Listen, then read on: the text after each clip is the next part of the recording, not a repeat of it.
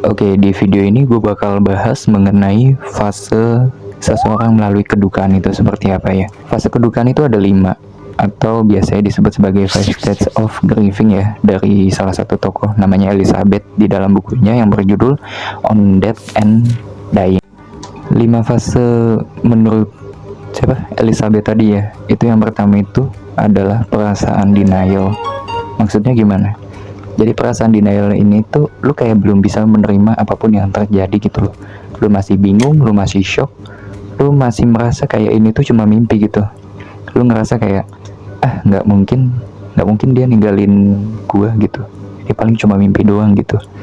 Dan perlu diingat ya, kedukaan ini bukan berarti hanya sekedar kayak ada orang meninggal gitu, nggak juga gitu.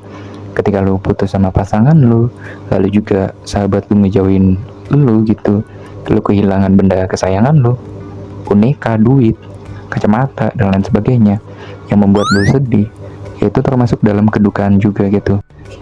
Lalu fase yang kedua itu adalah anger ya? Ya itu marah ya.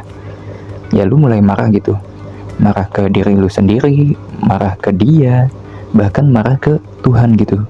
Lu kayak ngerasa, kok kenapa harus gua gitu loh, kenapa harus gue yang kedapatan seperti ini. Lalu masuk fase yang ketiga, yaitu bargaining ya, atau bernegosiasi gitu.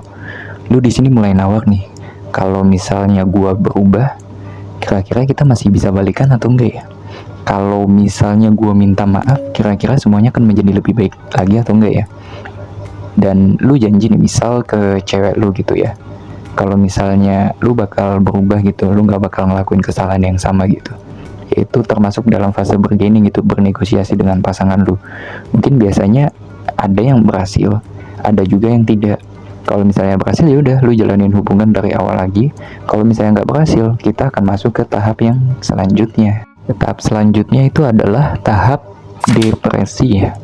Nah di sini itu tahap dimana lu mulai ngerasa semuanya itu udah gelap gitu ya. Lu kayak nggak ada tujuan buat hidup, nggak ada pemaknaan hidup sama sekali. Lu ngerasa bahwa diri lu itu tidak didukung oleh orang lain gitu. Bahkan lu nggak tahu tentang diri lu sendiri itu bagaimana, apa yang lu mau gitu. Lu mulai males-malesan belajar, lu malas makan, lu terganggu pola tidurnya, lu mengisolasi diri dari luar gitu. Teman-teman lu juga nggak ada yang tahu gitu kabar lu gimana gitu.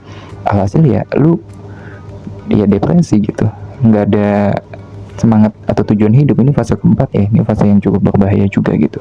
Kalau misalnya lu nggak punya coping mechanism yang baik gitu untuk menghadapi tahap depresi ini.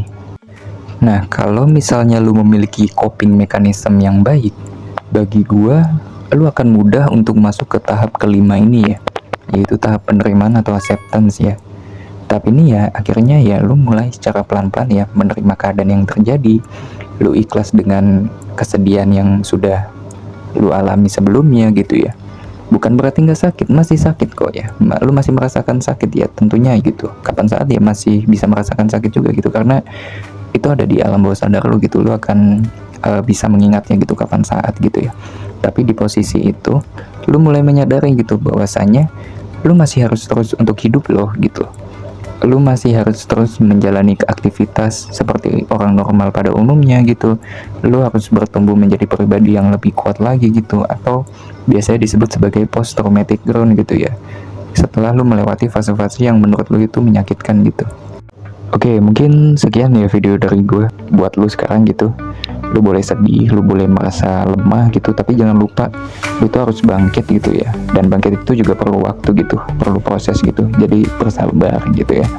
Dan gue yakin banget lu itu layak buat sembuh dari kedukaan atau kesedihan yang pernah lu alami gitu.